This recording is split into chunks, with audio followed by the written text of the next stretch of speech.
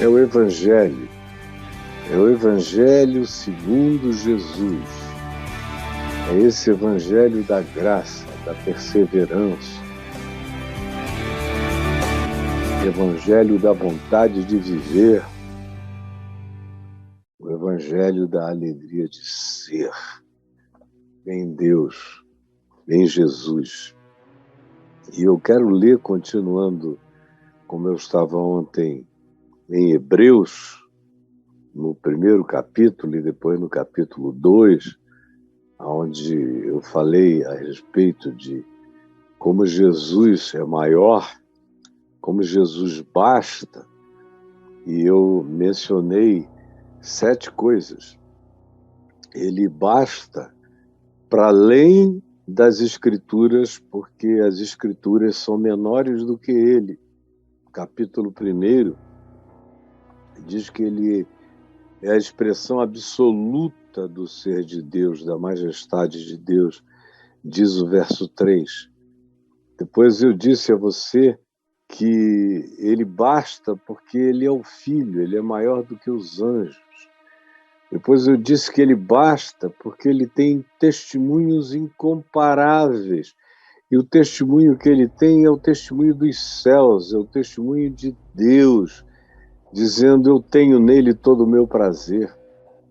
Ele basta porque a ele estão sujeitos já todos os poderes por vir, já foram postos debaixo dos seus pés.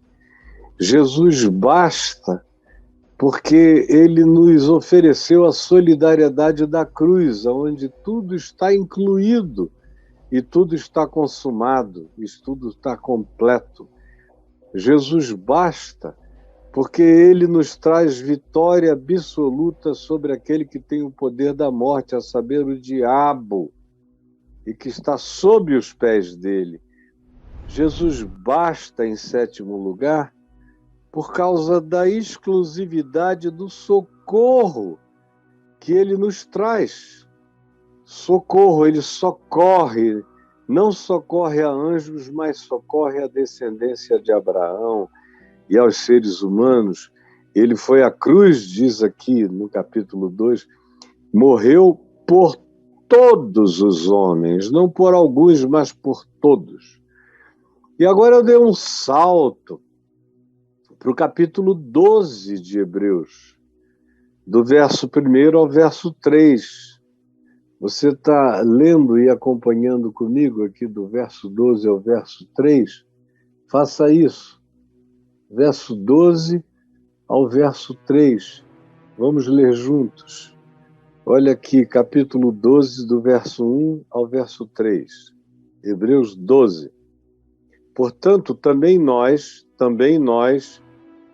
os que viemos depois de Cristo, depois do Novo Testamento, depois da revelação, depois da cruz e da ressurreição, portanto, também nós, ele antes se estava falando dos que andaram pela fé, e ele faz um resumo da história da fé no Velho Testamento. Todos os que andaram pela fé no Velho Testamento.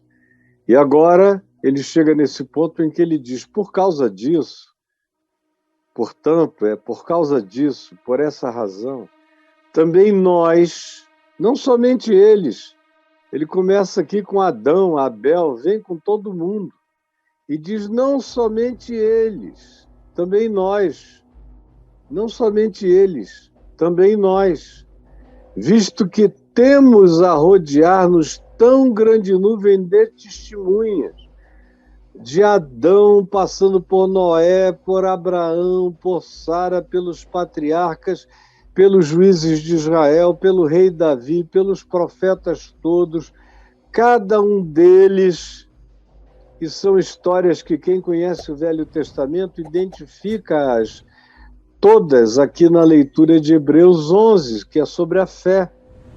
Portanto, também nós, visto que temos a rodear-nos o testemunho deles, essa nuvem de testemunhos de fé que eu acabei de listar aqui para vocês, não somente eles, que nos rodeiam testemunhando a fé, essa grande nuvem de testemunhas, mas nós também, semelhantemente a eles, desembaraçando-nos de todo peso, botando fora tudo que não é evangelho, tudo que não é graça, tudo que nós já aprendemos que está vencido e que Jesus é maior.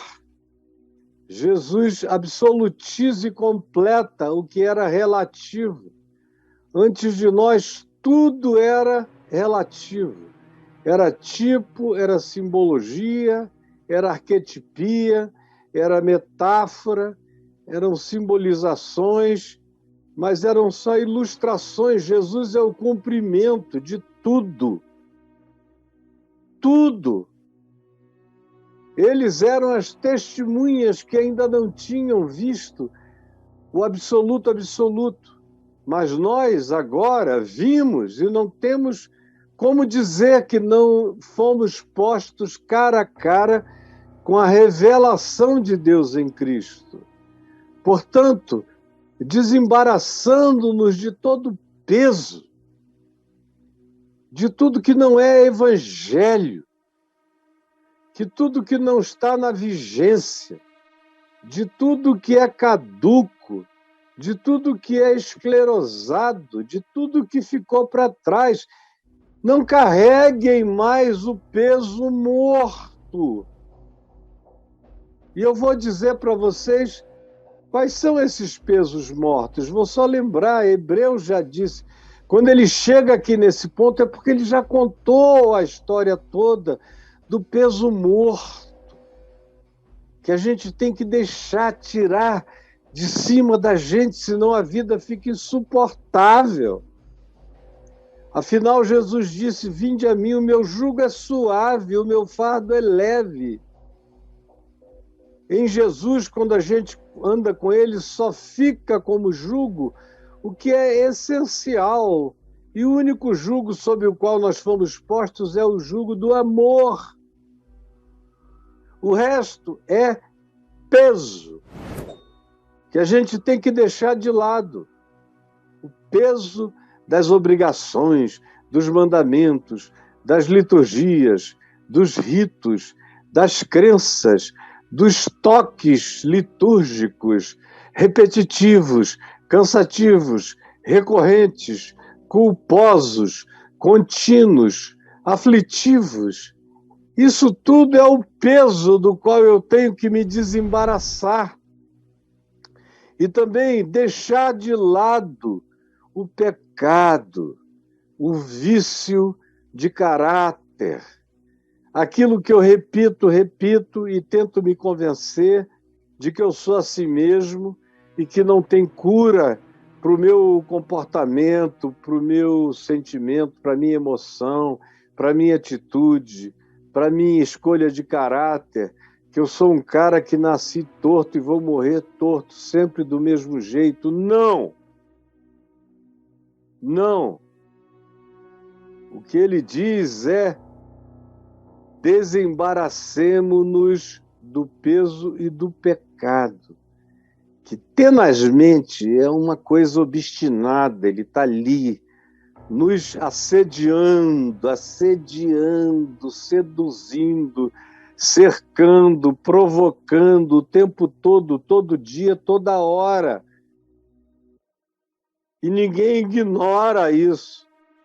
Ao contrário, assim como há pesos mortos, que a nossa herança religiosa colocou sobre nós e nos esmagam, há também o nosso pecado e o que ele nos rodeia, a tenacidade da sedução contínua. Então ele diz, pesos mortos deixemos e o assédio do pecado enfrentemos. Enfrentemos enquanto corremos adiante com perseverança, Ele está descrevendo alguém que está numa maratona e tem que chegar ao final. Tire o peso, tire a distração do pecado que desvia o objetivo da corrida, da caminhada, do prêmio, do alcance. Corramos com perseverança, portanto, a carreira, o projeto que nos foi proposto. A proposição é andarmos esquecendo das coisas que para trás ficam, até irmos atingindo dia a dia o prêmio da soberana vocação de Deus em Cristo Jesus, que é a proposta que nos foi feita, ficarmos à semelhança de Jesus. Como eu tenho dito todo dia e repeti ontem, sermos pequenos cristos, essa é a proposta. Portanto, para que ela se consume, se realiza, o que a gente precisa fazer, senão olhar firmemente para o autor e consumador da fé. É para ele que eu olho firmemente, sem vacilação, tiro o peso, tiro o assédio do pecado que tenazmente me assedia, corro a minha corrida, o meu objetivo, a minha proposta com perseverança, sabendo que a proposta é me tornar semelhante a Cristo Jesus, é ser parte da nova criação, da nova humanidade que se refaz, que se regenera, que vive o regênesis de se deixar recriar, segundo a imagem e semelhança do caráter de Cristo Jesus, conforme o Evangelho. Considerai esse e corramos, portanto, firmemente para o autor. Não é correr para outro lugar, mas para o autor e consumador da fé, correr para ele. É correr para o abraço, é correr para o encontro, é correr para a identificação absoluta com ele, que é o consumador e o autor. Ele originou e ele consumou a fé e disse: está consumado, está pago, está fechado, é isso aqui. Quem crê tem tudo. O autor e consumador da fé, que é Jesus, o qual, em troca da alegria que lhe estava proposta, que é a mesma alegria que me está proposta, a glória eterna e absoluta de viver Deus na plenitude total, que é impossível ser descrita, está para além de toda imaginação ou concepção, é o que me está proposto. É essa alegria. Jesus trocou tudo por essa alegria. E eu devo trocar tudo por essa mesma alegria. A alegria de Cristo é minha coroa, é minha proposta, pela qual ele suportou a cruz, pela qual eu também carrego a minha cruz, me nego a mim mesmo e o sigo, não fazendo caso da ignomínia, de quem diz: ah, bobão, está perdendo tudo, podia estar aí vivendo como rei da sacanagem, da promiscuidade, da putaria, do hedonismo, da satisfação da sua própria vontade, vivendo em função do seu próprio umbigo, cultuando a sua multidão de egos, aos quais se busca satisfazer. Não. Jesus trocou a cruz, assumiu a cruz, trocou todas as ofertas que eram feitas pela alegria eterna e, em contrapartida, abraçou a cruz e a ignomínia, o descaso, a rejeição. E agora, está assentado à destra do Todo-Poderoso. Aí ele diz: considerai, portanto, atentamente aquele que suportou tamanha oposição de pecadores contra si mesmo. Pensem nele. Vocês foram chamados para serem uma repetição dele. Considerem isso. Considerem atentamente. Absorvam Jesus, o ensino de Jesus, a vida de Jesus, atentamente. Encarnem a existência daquele que suportou tamanha oposição e contradição. Você não sabe o que é contradição, nem oposição, não sabe não, nem ódio dos pecadores contra si mesmo. E não levou nada disso em consideração. Tenham isso em mente. Pensem na alegria. Deixem para trás os pesos mortos. Deixem o pecado que tenazmente assedia. Olhem firmemente para o autor e consumador da fé. Corram a carreira que está proposta, que é a obediência a Jesus na perseverança até o fim do caminho. E tenham a coragem de abraçar a alegria eterna contra toda a sedução de qualquer pecado, mesmo que vocês carreguem a cruz, que é um chamado para carregar cada um a sua própria, e negar-se a si mesmo e seguir a Jesus.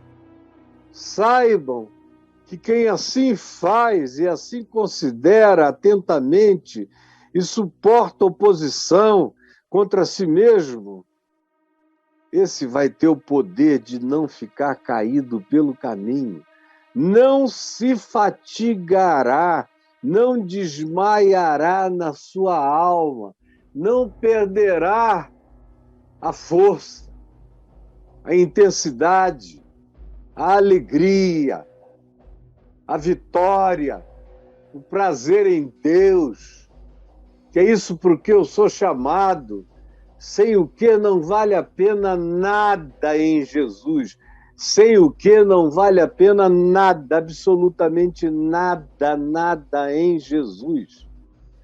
Aí você pergunta, quais foram os pesos? Bom, ontem, para bom entendedor, eu já disse quais eram os pesos todos que ficaram para trás.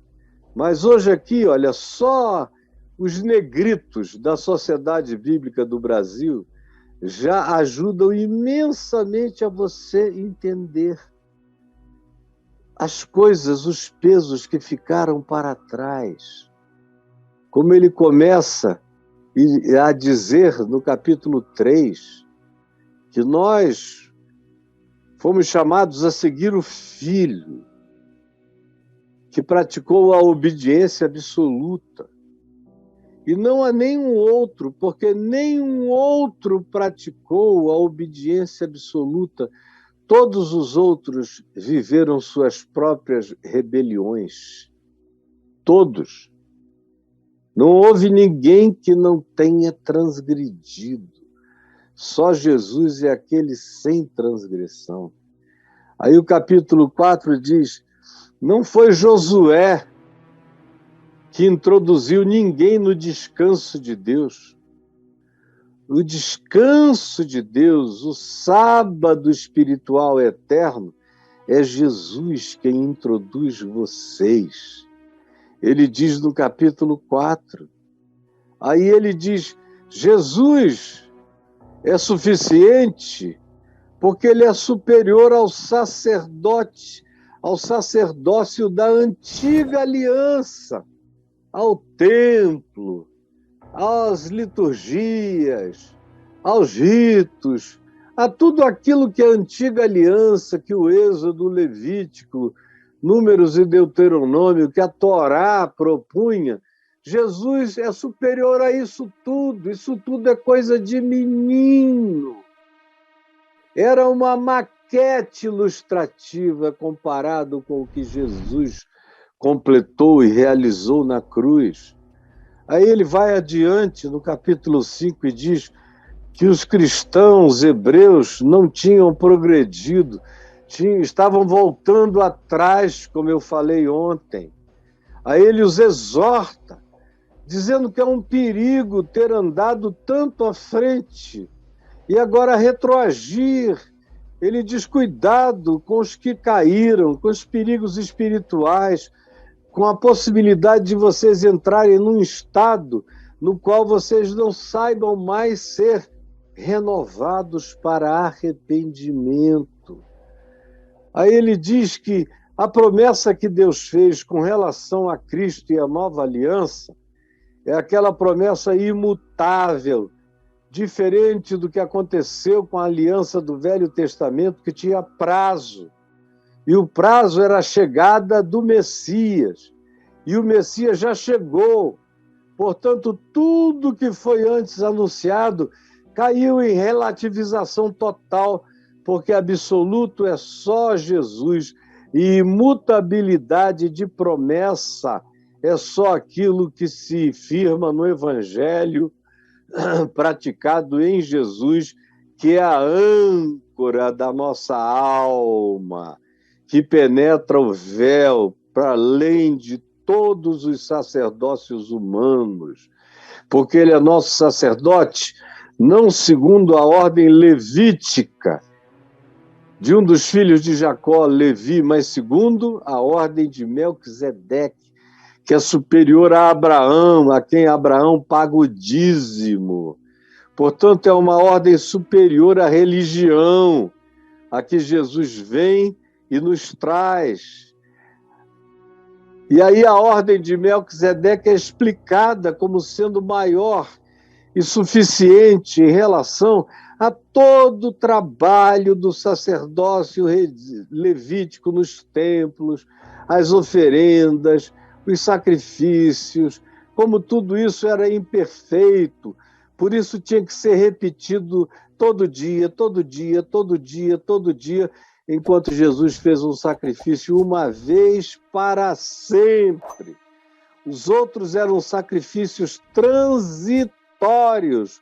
O de Jesus, dessa superior aliança, segundo a ordem de Melquisedeque, tendo Cristo como mediador eterno, é uma ordem aonde o sacrifício do Cordeiro foi feito uma única vez e para sempre. E não precisa ser repetido, e repetido, e repetido, e repetido, porque está consumado, está realizado, foi concluído. Por isso, não há ritos, nem ofertas, nem sacrifícios da lei de Moisés. Todos eles, diz aqui a Sociedade Bíblica do Brasil, nos negritos, todos eles eram imperfeitos e ineficazes. Diz o capítulo 9, confirmando o que a Sociedade Bíblica do Brasil diz no negrito da divisão de capítulos. Os ritos, ofertas e sacrifícios mosaicos eram imperfeitos e ineficazes. Aí diz: o sacrifício de Cristo, portanto, é pleno, por isso não se repete, porque é perfeito e eficaz para sempre. Aí, de novo, a Sociedade Bíblica do Brasil diz, aqui no capítulo 9, o sacrifício de Cristo é eficaz para sempre. Não se tem que botar nada, acrescentar nada, nem tirar nada, não está faltando nada, está completo, está consumado. Aí no capítulo 10 se diz, a Sociedade Bíblica do Brasil, os sacrifícios antigos eram humanos, transitórios, mas o sacrifício de Cristo, feito na cruz, é divino e permanente. Tudo que veio antes era transitório. O permanente, o divino, o contínuo e o eterno foram inaugurados e se consumaram e completaram absolutamente em Jesus. Aí a Sociedade Bíblica do Brasil nos fala do privilégio de acesso dos crentes à presença de Deus, sem sacrifício, sem rito, sem sangue de cordeiros, sem ablação sacerdotal, sem sábado, sem mandamentos mosaicos de detalhes de qualquer natureza ritual. Tudo isso é obsoleto, ficou para trás. A vigência é só aquilo que é eterno em Jesus. E eu tenho acesso a isso. Você pode ter acesso a isso. Todos nós temos acesso a isso se desejarmos. Se não vivermos na prática do pecado voluntário, que é, sobretudo, saber que tudo já está consumado em Jesus, mas voltarmos atrás, como esses hebreus aqui estavam fazendo, para quem essa epístola foi destinada. Eles sabiam que em Jesus tudo estava completo, mas tinham voltavam atrás. Esse era o pecado voluntário, de voltar atrás.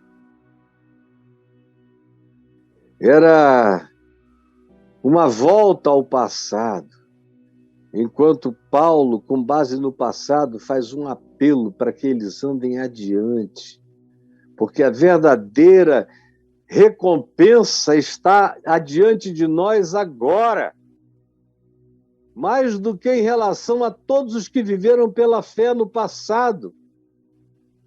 E também o escritor de Hebreus diz: ora, eles, sem nós, não seriam aperfeiçoados, por haver Deus provido coisa superior para nós, para mim, Caio, além do que Adão, Abraão, Noé, Moisés, Davi, Sansão, Jefté, Elias, Eliseu, a mulher de necessidades, a viúva de Serepta, todos os que foram mencionados, que receberam heranças de fé, os pais de Moisés, todos os que são mencionados aqui, ele diz: Deus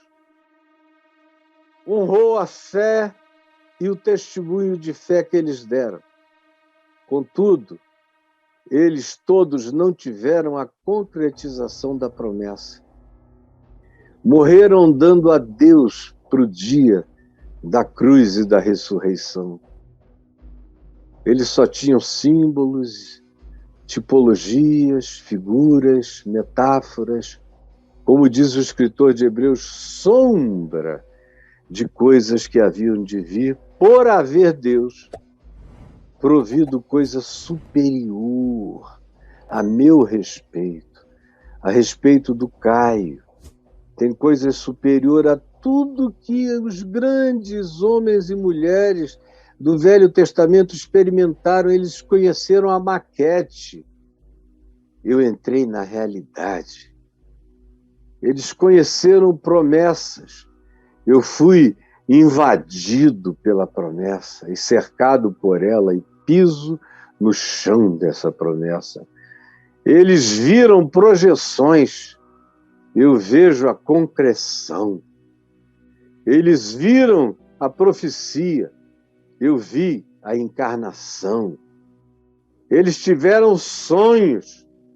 Eu já fui sonhado por aquele que ressuscitou dos mortos, a quem eu vim a conhecer pessoalmente, porque Deus proveu coisa superior a meu respeito, a respeito do Caio Fábio. E se você quiser, pode botar o seu nome aqui, porque ele não faz disso algo para um ou dois, mas para todos os que genuinamente creem e abraçaram e olharam atentamente para Jesus. Deus proveu para nós coisa superior, para que nós, ou para que eles, Davi, etc., sem nós, sem o que eu compreendi hoje, e eles não compreenderam, porque eles souberam tudo em parte, conquanto eu ainda também saiba em parte, mas a minha parte, o meu quinhão, é infinitamente maior do que o deles, e a minha compreensão, e a minha lucidez, e o meu discernimento também maior do que o deles. Porque Deus proveu coisa superior a nosso respeito, para que eles, gente boa de Deus, mas do passado, da antiga aliança, sem nós, sem o que em Cristo somos e aprendemos a ser, não pudessem eles jamais serem aperfeiçoados. Portanto, sabendo disso tudo, também nós, visto termos a rodear-nos tão grande nuvem de testemunhas, desembaraçando-nos de todo o peso da religião que você continua querendo carregar, virar levita, sacerdote, cumprir a lei de Moisés, se dedicar a tudo isso que vem sendo ensinado de novo contra o Evangelho e para o que vocês são chamados em desobediência ao Evangelho e vão. Deixem, desembaraçem-se de todo o peso e do pecado que assedia, convidando e seduzindo vocês. Deixem, corram e andem com perseverança esse caminho que está proposto, que é de nos tornarmos semelhantes a Cristo. Portanto, olhem firmemente para o autor e consumador. A fé teve origem nele e tem seu fim nele. Ele é o alfa e o ômega. Ele não está devendo nada a ninguém. Nele não há nada a ser retirado e nada a ser acrescentado. Ele é tudo e ele é pleno. Ele é Jesus, o qual, em troca da alegria que lhe estava proposta, aguentou a cruz. Não fez caso da rejeição. E agora está assentado à destra do trono de Deus. Considerai, meus irmãos, minhas irmãs, pois, atentamente Jesus, que suportou tamanha oposição de pecadores que você não sabe de nada. O cara fala mal de você na internet, você já quer largar tudo. Se fazem oposição a você na igreja, na congregação ou na família, você já fica calado. Não aguenta a oposição de pecadores contra si mesmo. Para que não vos fatigueis, a gente tem que olhar para Jesus e aprender a suportar as oposições contra nós, para que a gente não se fatigue, não perca energia e não venhamos a desfalecer, a cair desfalecido sobre nós mesmos no caminho. Jesus, eu te imploro que essa palavra dita, repetida, reforçada, reencaminhada, refalada, chegue ao coração de cada um, abale, provoque mudanças, acenda fogo, chama, alegria eterna, paixão e coragem, para que a gente jogue fora tudo que não é evangelho, para ficarmos leves, porque o teu jugo é suave, o teu fardo é leve. Também desembaraçando-nos dos nossos pecados de mimo, dos nossos pecados de memes, dos nossos pecados de capricho. Ajuda-nos a nos desembaraçarmos de tudo que faz guerra contra o nosso ser, contra a pureza, contra a oxigenação santa dos nossos alvéolos espirituais. Ajuda-nos a olharmos firmemente para Jesus, o autor e o consumador da fé, e a corrermos com perseverança o que nos é proposto, que é nos tornarmos a tua imagem e semelhança, para que não nos cansemos, para que não sejamos vencidos pelas rejeições, nem pelos cansaços, nem pelo fatigamento, nem pelo burnout, de qualquer que seja a situação que nos tenha angustiado e fragilizado. É o que eu te imploro por todos agora, em nome de Jesus. Amém e amém.